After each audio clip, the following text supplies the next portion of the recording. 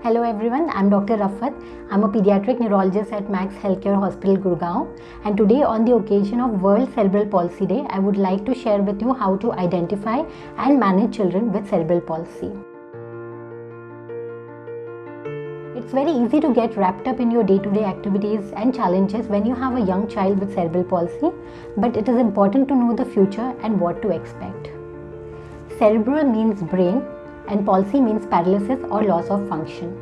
It is a disorder which affects the tone, so it affects your posture, the gait, how the child walks, and the coordination of activities. So apart from developmental delay, these children can have problems with vision, hearing, they may have feeding difficulties, they may have sensory issues and behavioral problems, cognitive problems, etc. They may have seizures or fits. To ensure a better outcome, we need to pick up the signs early. What are the early signs? If the child is irritable, or if the child has excessive posturing or throwing the body backwards, or if the child doesn't feel good or feels loose, or if your young infant is using one hand more often than the other or has seizures, these are clues which could indicate that the child has cerebral palsy. You should also pick up early signs of developmental delay. For example, if a young infant is not smiling back to you by 3 months of age, or head holding by about 5 months of age, or sitting on his own by about 9 months of age, please do consult a pediatric neurologist for evaluation if you have any of these symptoms. Managing children with cerebral palsy involves a multidisciplinary approach involving a pediatrician, pediatric neurologist or a developmental specialist, and various therapies like physical therapy, occupation therapy, speech and language therapy. They may require visual rehabilitation and assistance with feeding and nutrition. These children are prone for deformities and contractures and may require splints or assistive devices.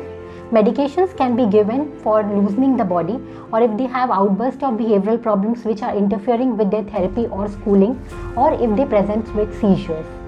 Botox therapy can be given in patients who are having locomotor problems and excessive spasticity not resolving by medications. Apart from this, children with cerebral palsy are more prone for infections, so we should ensure adequate nutrition and a balanced diet to ensure a better immunity, and also vaccinations for our children. Vitamin D supplementation should be given. I cannot emphasize more on prevention. Healthy mother gives birth to a healthy baby. So maternal nutrition, antenatal follow-ups of mother, and treatment of systemic diseases like hypertension, hypothyroidism, etc. should be taken care of. Vaccination against preventable diseases like rubella should always be done. Providing an inclusive care to each and every child is our social and moral calling. World Cerebral Palsy Day's vision is to ensure that children and adults with cerebral palsy enjoy the same rights, opportunities as any other individual in the society. So today, let's pledge to strive for prevention, integrated care, and equal rights of individuals with cerebral palsy.